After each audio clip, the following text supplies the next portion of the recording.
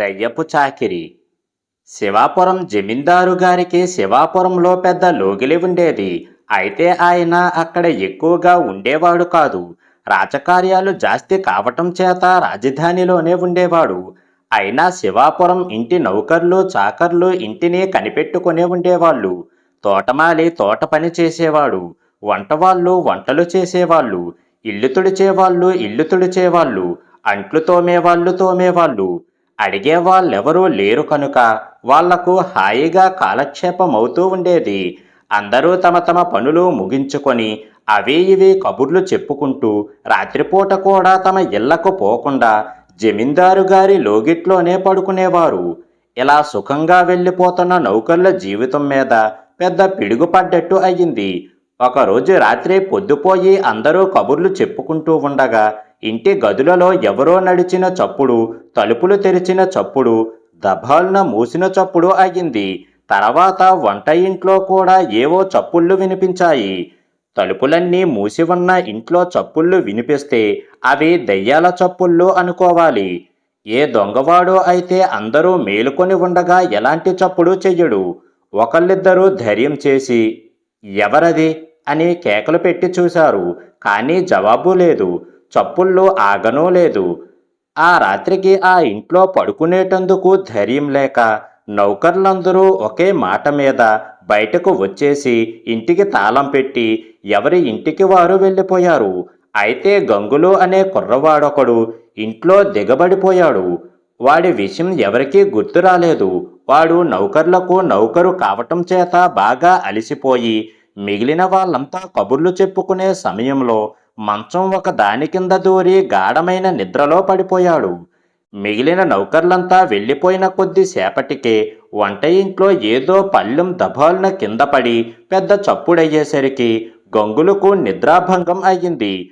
వంట ఇంట్లో ఎవరో పనిచేస్తున్నట్టు వాడు గ్రహించి ఆశ్చర్యపడ్డాడు. అర్ధరాత్రి వేళ ఎందుకు పనిచేస్తారు? ఒకవేళ తెల్లవారిందేమోనని వాడు మంచం కింద నుంచి పైకి వచ్చి చూస్తే మిగిలిన నౌకర్లు జాడ కనబడలేదు.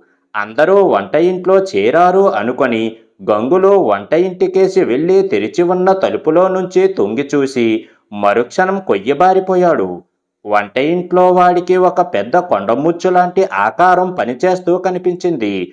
దాన్ని చూస్తున్న కొద్దీ వాడికి భయం ఆశ్చర్యం కలగసాగింది. ఏమంటే ఆ కొండముచ్చు వంట ఇంట్లో అంట్ల గిన్నెలు ఒక్కొక్కటి తోమి తూము దగ్గర కడిగి తెచ్చి అలమరాలులో చక్కగా బోర్లిస్తూ ఉన్నది. గంగులు అలాగే చూస్తూ ఉండిపోయాడు. కొండముచ్చు అంట్లు తోమటం పూర్తి చేశాక నీళ్లు పోసి వంట ఇల్లంతా కడిగివేసింది. ఎక్కడ పడితే అక్కడ నిర్లక్ష్యంగా పారేసి ఉన్న పాత్ర సామాగ్రిని చక్కగా సర్దింది. చీపురు కట్ట తుండుగుడ్డ తీసుకొని ఒక్కొక్క గది ఊడుస్తూ కుర్చీలు బల్లలు తుడుస్తూ బయలుదేరింది. గంగులు దాని కంటపడకుండా ఒక మూల నక్కి అది ఇంటి పని ఎంతో శ్రద్ధగా చేస్తూ ఉండటం చూసి ఆశ్చర్యపోయాడు. ఒక గంట లోపల ఆ కొండముచ్చు ఇంటి పన్నులన్నీ ముగించి మూసి ఉన్న ముఖద్వారం గుండా బయటకు వెళ్ళిపోయింది. ఆ తర్వాత అంతా నిశ్శబ్దమైపోయింది. ఆ కొండముచ్చు దయ్యమేనని గంగులు గ్రహించాడు. కానీ వాడికి భయం కలగలేదు. పైపెచ్చు అది ఇంటి పని అంతా అంత త్వరగానూ శుభ్రంగానూ చేసినందుకు ఎంతో ముచ్చట వేసింది. వాడు నిశ్చింతగా ఒక పరుపు మంచం మీద పడుకొని తెల్లవారేదాకా హాయిగా నిద్రపోయాడు. తెల్లవారినాక నౌకర్లు వచ్చి గంగులును లేవగొట్టి, "ఒరి, నువ్వు తెల్లవార్లు ఇక్కడే ఉన్నావా? నీకు దయ్యాల అల్లరి వినిపించలేదు? ఇంకా నయం, అవి నిన్ను పీక్కు తిన్నాయి కాదు" అని అన్నారు. దయ్యాన్ని మీరు కూడా చూశారేమిటి అని గంగులు వాళ్లను అడిగాడు. "మేము చూడలేదు, నువ్వు చూశావా" అని వాళ్ళు గంగులును ఎదురు అడిగారు. "చూడటం ఏమిటి? ఒక గంట సేపు అది చేసే చాకిరీ అంతా తనిఖీ చేశాను" అన్నాడు గంగులు గర్వంగా. "దయ్యం చాకిరీ చేసిందా?" అని నౌకర్లు ఆశ్చర్యంగా అడిగారు. "ఇంటి పని అంతా అదే చేసింది. అంట్లు తోమింది, గిన్నెలు పేర్చింది, వంటిల్లంతా శుభ్రంగా కడిగింది, ఇల్లంతా ఊడ్చింది, సామానులన్నీ శుభ్రంగా తుడిచింది. మీరు చెయ్యాలన్నా పని లేదు" అని గంగులు వాళ్లతో చెప్పాడు. అయితే గంగులు, "ఆ దయ్యం చూడటానికి ఎలా ఉందిరా?" అని నౌకర్లు అడిగారు. "ఇంత పెద్ద కొండముచ్చు, అన్నాడు గంగులు. ఆ మాట వినగానే అందరూ భయపడ్డారు. వాళ్ళు ఇల్లంతా పరీక్ష చేసి దయ్యం చాకిరీ చేసి వెళ్ళిన మాట నిజమేనని తెలుసుకున్నారు. వాళ్ళకిక వంట చేసుకోవటము, తినటము తప్ప వేరే పనే లేదు. కానీ రాత్రిపూట అక్కడ పడుకోవటానికి మట్టుకు వాళ్లకు ధైర్యం లేదు. వాళ్ళు పొద్దుటి వంట పాత్రలను అలాగే ఉంచి రాత్రి వంటకు వేరే పాత్రలను ఉపయోగించారు. ఎంగిలి పళ్ళాలు కూడా ఎత్తలేదు. రాత్రి భోజనాలు కాగానే అందరూ వెళ్ళిపోతూ ఉంటే గంగులకు ఒంటరిగా ఇంట్లో ఉండిపోవటానికి భయం వేసింది. దయ్యాలతో చెలగాటం మంచిది కాదు. ఆ మాట అనుకొని ఆ రాత్రి గంగులు కూడా వాళ్లతో పాటు వెళ్ళిపోయాడు. మర్నాడు పొద్దున నౌకర్లు తిరిగి వచ్చేసరికి ఎంగిళ్ళు వంటపాత్రలు చక్కగా తోమి అమర్చి ఉన్నాయి. ఇల్లంతా చక్కగా ఊడ్చి సర్ది ఉన్నది. నౌకర్ల ఆనందానికి మితిలేదు. వాళ్ళు కొండముచ్చు దయ్యాన్ని మహా మెచ్చుకున్నారు. వాళ్ళు తమ మాసిన బట్టలను ఒక మూల పోగువేస్తే మర్నాటికి అవి ఉతికి ఆరేసి ఉన్నాయి. ఎంత మంచి దయ్యం, ఎంత పనితనం గలది అనుకున్నారు జమీందారు నౌకర్లు అందరూ. ఈ విధంగా చాలా రోజులు గడిచినాక గంగులకు ఆ దయ్యాన్ని మళ్ళీ చూడాలనిపించింది. వీలుంటే దాన్ని ఎదుటపడి పలకరించటానికి కూడా వాడికి ధైర్యం వచ్చింది. అది నిజంగా ఎంతో మంచి దయ్యం అయి ఉండాలి. చెడ్డ దయ్యమైతే ఈ పాటికి ఇంట్లో ఉండే సామానమంతా ధ్వంసం చేసి ఇల్లంతా ఒక కొలిక్కి తెచ్చి ఉండును. ఇలా అనుకొని గంగులు ఒకనాటి రాత్రి మిగిలిన నౌకర్లకు తెలియకుండా అందరూ వెళ్ళిపోయే సమయానికి తాను ఏ మూలో నక్కి లోపలే ఉండిపోయాడు. ఒక రాత్రి వేళ కొండముచ్చు రానే వచ్చింది. దడదడ గుండెలు కొట్టుకుంటూ, నువ్వెవరు, ఎందుకు ప్రతి రాత్రి వచ్చి ఇంటి చాకిరీ చేసిపోతున్నావు అని దయ్యాన్ని అడిగాడు గంగులు. కొండముచ్చు నిట్టూర్చి, ఏం చెప్పేది నాయనా, నాకిది యమధర్మరాజు విధించిన శిక్ష. ఆ జమీందారు గారి బాబుగారి హయాంలో నేనీ ఇంటి నౌకరిగా ఉండేవాణ్ణి. మహా సోమరిపోతును. ఏనాడు ఇటు పుల్ల తీసి అటు పెట్టి ఎరగను. పెదబాబు గారి సొమ్ము తిన్నందుకు నేను ప్రతిఫలంగా చిన్న మెత్తు పని కూడా చెయ్యలేదు. నేను కాలం తీరి యమధర్మరాజు ఎదుటికి పోయాక ఆ దేవుడు నేను చేసిన తప్పు చెప్పి నాకీ శిక్ష విధించాడు. ఈ కొండముచ్చు రూపంలో వెళ్ళి ఇంటి చాకరీ అంతా చేస్తూ ఉండమన్నాడు. చాకరీకేం చేస్తాను, కానీ ఈ చలికాలంలో ఆరుబయట నేనెంత బాధపడిపోతున్నానో ఆ భగవంతుడికే తెలియాలి. చలికి బిగుసుకుపోవటమే అసలు శిక్ష అనిపిస్తుంది అని అన్నది. గంగులకు దయ్యాన్ని చూసి చాలా జాలి వేసింది. అయ్యో పాపం, నేను మిగిలిన నౌకర్లతో మాట్లాడి నీకు మంచి చొక్కా సరాయి ఏర్పాటు చేయిస్తాను ఉండు. అవి తొడుక్కొని గొంగలి ఒకటి కప్పుకున్నావంటే నీకు చలే ఉండదు అని అన్నాడు వాడు. ఆ పని చేస్తేవా నా కష్టాలు తీరిపోతాయి నాయనా అన్నది దయ్యం. మర్నాడు గంగులు మిగిలిన నౌకర్లతో, నిన్న రాత్రి నేను దయ్యంతో మాట్లాడాను. పాపం, అది చలికి చాలా బాధపడుతున్నదట. దానివల్ల మనం చాలా లాభం పొందుతున్నాం గనుక దానికి ఒక ఉన్ని చొక్కా, ఒక ఉన్ని సరాయి ఇస్తే బాగుంటుంది, ఒక గొంగలి కూడా అన్నాడు. దయ్యానికి యమధర్మరాజు విధించిన శిక్ష గురించి వివరంగా చెప్పాడు. నౌకర్లందరూ కూడబలుక్కొని దయ్యం కోసం వెచ్చని దుస్తులు, గొంగలి ఏర్పాటు చేసి వాటిని దయ్యానికి అందించే పని గంగులకే అప్పగించారు. ఆ రాత్రి కూడా గంగులు అక్కడే ఉండిపోయి దయ్యం రాగానే దానికి ఉన్ని దుస్తులు, గొంగలి చూపాడు. దయ్యం వాటిని చూసి ఎంతో సంతోషించి గంగులు సహాయంతో సరాయి తొడుక్కొని చొక్కా వేసుకొని గొంగలి కప్పుకొని వస్తాను అని చెప్పి బయలుదేరింది. అదేమిటి వెళ్ళిపోతున్నావు, అంట్లు ఎంగిళ్ళు అలాగే పడి ఉన్నాయి అన్నాడు గంగులు. నా శిక్ష పూర్తి అయ్యింది. నేను చేసిన పనికి ప్రతిఫలం ముట్టగానే నా పాపం తీరిపోతుందని యమధర్మరాజు చెప్పాడు. నేనిక ఈ ఇంటి చాకరీ చెయ్యనక్కర్లేదు. అందుచేత నేను పోతున్నాను అంటూ దయ్యం వెళ్ళిపోయింది. మర్నాటి నుంచి ఆ ఇంటి నౌకర్లు తమ పనులు తామే చేసుకోవలసి వచ్చింది. అయినా వాళ్ళు విచారించలేదు. జమీందారి గారి సొమ్ము తింటున్నందుకు పని చెయ్యకపోతే తమకు కూడా యమధర్మరాజు ఇలాంటి శిక్షే విధిస్తాడు అని వాళ్ళు భయపడుతూ ఉన్నారు. దయ్యాల చెరువు. పూర్వం మాంధవి అనే గ్రామాన్ని ఆనుకొని ఒక పెద్ద చెరువు ఉండేది. మండు వేసవిలో కూడా నీరు తరగని ఆ చెరువు ఆ గ్రామానికి ప్రాణాధారంగా ఉండేది. పొలాలకు, పశువులకు, స్నానాలకు, తాగటానికి గ్రామస్తులు ఆ చెరువు నీరే ఉపయోగించేవారు. ఊరి శ్మశానం ఆ చెరువుకు ఉత్తరంగా ఉండేది. అక్కడ దహనమైన వారందరూ దెయ్యాలై ఆ చెరువునే ఆశ్రయించి ఉంటారని నమ్మి ప్రజలు దాన్ని దెయ్యాల చెరువు అని పిలిచేవారు. బతికి ఉన్న వారికే గాక చచ్చిపోయిన వారికి కూడా ఆ చెరువు ఉపయోగపడుతున్నది అన్నమాట. చీకటి పడ్డ తర్వాత గ్రామస్తులు ఎవరూ చెరువు ఛాయలకు కూడా వెళ్ళేవారు కారు. ఊళ్ళో ఉండే దుర్మార్గుడు ఎవరన్నా విడ్డూరంగా చస్తే దయ్యాలే వాణ్ణి శిక్షించాయని, గ్రామానికి పీడ విరగడ అయ్యిందని, అవి మంచివారి జోలికి రావని గ్రామస్తులు నమ్మి తృప్తిపడుతూ ఉండేవారు. ఆ గ్రామంలోనే మారీచ అనే ఒక విచిత్రమైన మనిషి ఉండేవాడు. అతని భార్య చాలా అందమైనది. ఆమె అంటే మారీచకు పంచప్రాణాలు. అతను ఏ పని చేసేవాడు కాదు. అతని భార్య కూలీనాలి చేసి తనను తన భర్తను కూడా పోషించేది. మారీచ భార్య జబ్బు చేసి అకాల మరణం వాతపడింది. తన భార్య చనిపోయిందని తెలియగానే మారీచ దుఃఖంతో స్పృహ తప్పి పడిపోయాడు.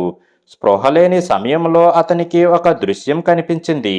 అనేక దెయ్యాలు తన భార్యను ఊరి చెరువుకేసి లాక్కిపోసాగాయి. ఆ దృశ్యం మారీచకు ఎంత వాస్తవంగా తోచిందంటే అతను స్పృహలోకి వస్తూనే లేచి నిలబడి తన భార్యను పేరు పెట్టి పిలుస్తూ చెరువుకేసి పరిగెత్తాడు. అతనికి మతి చెడిపోతుందో దయ్యమే పడుతుందో అని ఊళ్ళో వాళ్ళు భయపడ్డారు. మారీచ భార్య శవాన్ని శ్మశానానికి తీసుకుపోయి దహనం చెయ్యటం చాలా కష్టసాధ్యమయ్యింది. నా పెళ్ళం చచ్చిపోలేదు, తగలేయకండి అని మారీచ వెర్రిగా కేకలు పెట్టాడు. జుట్టు పీక్కున్నాడు. అందరూ అతన్ని చూసి జాలిపడ్డారు. కానీ అతని మతి పూర్తిగా చలించిపోయింది. మారీచకు పూర్తిగా పిచ్చి అవతారం వచ్చేసింది. ఏ ఆడది ఎదురైనా తన భార్యే అని మొహంలో మొహం పెట్టి చూసేవాడు. మగవాళ్లను చూసి, నువ్వేనా నా పెళ్ళాన్ని చెరువుకి లాక్కుపోయింది, నిజం చెప్పు అని అరిచేవాడు. అతని ఎదురు పడటం ఊళ్ళో వాళ్లకు భయమయ్యింది. అతను వీధిలో వస్తున్నట్టు తెలిస్తే అందరూ తలుపులు మూసుకునేవారు. మారీచ ఏనాడో తాను కూడా దయ్యమై ఊరిని వేధిస్తాడేమోనని కూడా కొందరికి భయంగా ఉండేది. భూతవైద్యుల చేత మారీచకు చికిత్స చేయిస్తే మంచిది అని కొందరు అనుకున్నారు. కానీ మరికొందరు అందువల్ల మరింత ప్రమాదం కొని తెచ్చుకోవటం అవుతుందని, చెరువులో ఉన్న దయ్యాలన్నీ ఊరి మీద పడవచ్చునని అన్నారు. తిండి తిప్పలు మాని మారీచ చెరువు పక్కన ఉన్న శ్మశానంలో తిరగటం ప్రారంభించాడు. అతను తన భార్యను దహనం చోట కూర్చొని ఏడ్చేవాడు. నక్కలన్నీ అతని చుట్టూ మూగేవి. వాన వచ్చినా అతను శ్మశానం వదిలి ఇవతలికి రావటం మానేశాడు. అతను రాత్రులు అక్కడే నిద్రపోయేవాడు. ఒకసారి మారీచకు ఒక దృశ్యం కనబడింది. చెరువులో నుంచి అనేక ఆకారాలు పైకి లేచి కోలాహలం చేస్తున్నాయి. అవి దయ్యాలేనని, వాటి మధ్య తన భార్య కూడా ఉండవచ్చునని తోచి అతను నీటి ఒడ్డుకు పరిగెత్తుకుపోయి తన భార్యను పేరు పెట్టి పిలిచాడు. ఆ కేక విని కొన్ని దయ్యాలు అతన్ని సమీపించాయి. మీరే నా భార్యను తీసుకుపోయారు. ఆమెను నాకు వెంటనే చూపించండి. నేను మీకేం ద్రోహం చేశాను అన్నాడు మారీచ దయ్యాలతో. మేము నీ భార్యను తీసుకుపోయిన మాట నిజమే. అది మా కర్తవ్యం. కానీ 2 రోజుల క్రితం నీ భార్య మళ్ళీ చనిపోయింది. ఎలా చూపమన్నావు అన్నాయి దయ్యాలు. అబద్ధం. ఈ మోసపు మాటలు ఎవరికైనా చెప్పు, నమ్ముతారు. ఇంత విడ్డూరం ఎక్కడైనా ఉంటుందా? దయ్యాలు చావటం ఏమిటి అన్నాడు మారీచ. మాకు చావు ఉంటుంది.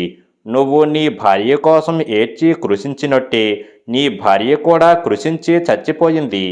మేమంతా ఇవాళే బేతాళుడి ఆజ్ఞ మీద ఈ చెరువు విడిచి మరొక చోటికి పోతున్నాము.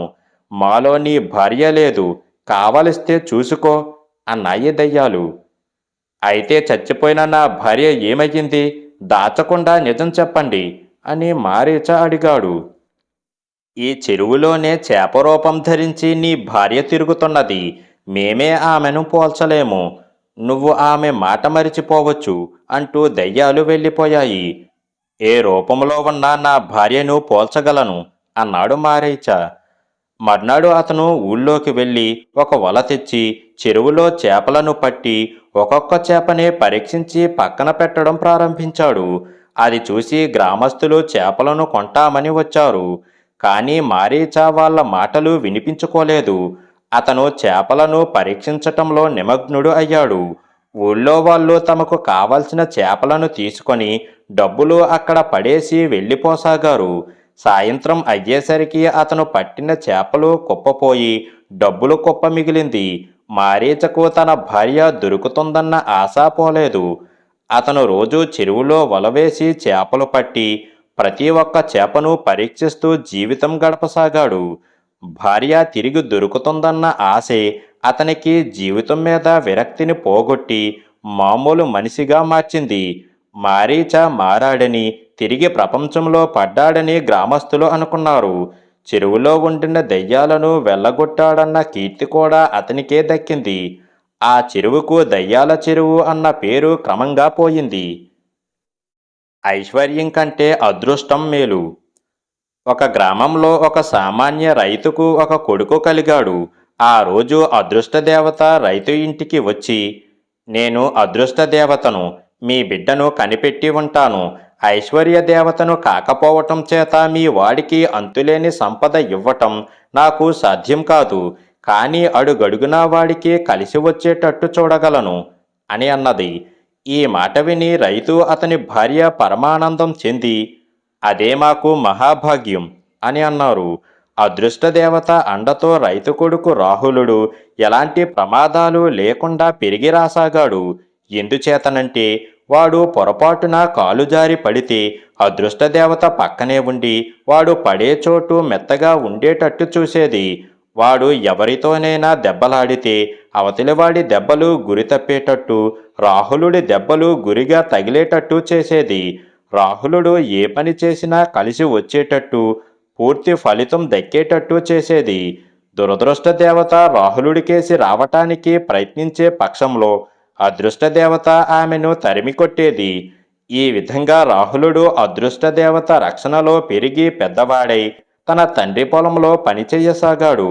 అక్కడ కూడా రాహులుడికి అదృష్ట దేవత పూర్తిగా తోడ్పడింది. వాడు నాటిన మొక్క ప్రతీదీ ఏపుగా పెరిగేది. వాడి పొలంలో కంకులపైన పిట్టవాలి ఎరగదు. వానలు వంగళ్ళు వచ్చి అందరి పొలాలు నాశనమైన వాడి పైరు వాడి పంట సులక్షణంగా ఉండేది. నిజానికి పొలం పనులు చేసే వాళ్ళందరికన్నా రాహులుడి తక్కువ చెమటూడ్చేవాడు. వాడికి పని చేయడం అంటే కొంచెం కూడా ఒళ్ళు వంగేది కాదు. అయినా ఆ ఏటికా ఏడు వాడి వ్యవసాయం పెరుగుతూ మరింత ఫలప్రదమవసాగింది. ఇదంతా ఆ అదృష్ట దేవత చలవ. నువ్వు పట్టినది బంగారమవుతున్నదంటే ఆ చల్లని తల్లిదయ్యే అన్నారు రాహులుడి తల్లిదండ్రులు. ఆ అదృష్ట దేవత ఏనాడు నాకొక ఎర్రని ఏగాని బహుకరించిన పాపాన పోలేదు అన్నాడు రాహులుడు. నాకు బహుమానాలు ఇచ్చే శక్తి లేదు. నీ ప్రయత్నాలు కలిసి వచ్చేటట్టు చెయ్యగలను. అదే నాకు చేతనైనది అన్నది అదృష్ట దేవత రాహులుడితో. తండ్రి చనిపోయి రాహులుడు సొంతదారయ్యే నాటికి ఆ గ్రామంలో వాడి పొలం లాంటిది మరొకటి లేదు. వాడి ఈడి వాళ్ళంతా వాడి పొలాన్ని వాణ్ణి చూసి అసూయపడేవాళ్ళు. అదృష్టం కలిసి రావటం చేతనే నువ్వు ఇంతటి వాడివి అయ్యావు అని రాహులుణ్ణి అభినందించేవాళ్ళు. పొలం దున్ని విత్తనాలు నాటితే మొక్కలు మొలవటం కూడా ఒక గొప్పేనా ఏమిటి అని రాహులుడు అసంతృప్తిగా అనేవాడు. వాడి అసంతృప్తి చూసి ఒకసారి అదృష్ట దేవత, నీకేం లోటయ్యింది బాబు, ఎందుకు ఎప్పుడూ తృప్తి లేని వాడి వల్లే ఉంటావు అని అడిగింది. నాకు ఐశ్వర్యం కావాలి. ఏది అన్నాడు రాహులుడు. తొందరపడతావెందుకు? ఇప్పటికే నీ తండ్రి పొలం పదింతలయ్యింది. నీ పశువులు మందలు పెరగసాగాయి. ఇదంతా సంపద కాదా అన్నది అదృష్ట దేవత. అవునవును, నేను చేసే శ్రమకు కూలి డబ్బులు బాగానే గిట్టుబాటు అవుతున్నాయి. కాదన్నానా ఏం? కానీ నా ఈడివాళ్ళు చెయ్యి కాలు కదల్చకుండా అంతులేని ఐశ్వర్యంలో ఓలలాడుతున్నారు. ఈ పొలాలు, పశువులు, మందలు ఎవడికి కావాలి? ఏనాడైనా ఒక సంచీడు బంగారం ఇచ్చిన పాపాన పోయావా? అన్నాడు రాహులుడు. అది నాకు సాధ్యమయ్యే పని కాదని చెబితిని కదా అన్నది అదృష్టదేవత. ఆ ఏడు పంట అమ్మిన డబ్బు చేత పట్టుకొని రాహులుడు రాజుగారుండే పట్నానికి వెళ్ళాడు. అక్కడి వాళ్ళు వేషభాషలు, వైభవాలు, వినోదాలు చూసి వాడికి కన్ను కుట్టింది. జీవితం అంటే రాజుగారి కొలువులో ఉండేవాళ్ళదే జీవితం, అనుభవించటం తప్ప మరో పని లేదు అనుకున్నాడు వాడు. ఒకరోజు వాడు రాజకుమార్తె పల్లకిలో వీధి వెంట పోతూ ఉండటం చూసి, ఆహా, ఏం చక్కదనం! అటువంటి దాన్ని పెళ్లాడటానికి ఎంత త్యాగం చేస్తే ఏం? అన్నాడు పైకి. ఆ సమయంలో పక్కనే ఉన్నవాడొకడు, ఇలా అనుకునేవాళ్ళు నా తల వెంట్రుకలంత మంది ఉన్నారు, కానీ ఏం లాభం? ఆ పిల్లేమో రజతరంజన రాజకుమారుణ్ణి ప్రేమించింది. ఆ అబ్బాయి దగ్గర వెండి అయితే ఉంది గాని బంగారం చిన్న మెత్తు కూడా లేదు. అంతకన్నా ధనికుడైన అల్లుడు వస్తే అవునని రాజుగారి అభిప్రాయం. చిట్ట చివరకాయన ఆ పిల్లను అత్యధికమైన ఐశ్వర్యం గలవాడికే ఇచ్చి చేస్తాడు, చూస్తూ ఉండు అని రాహులుడితో అన్నాడు.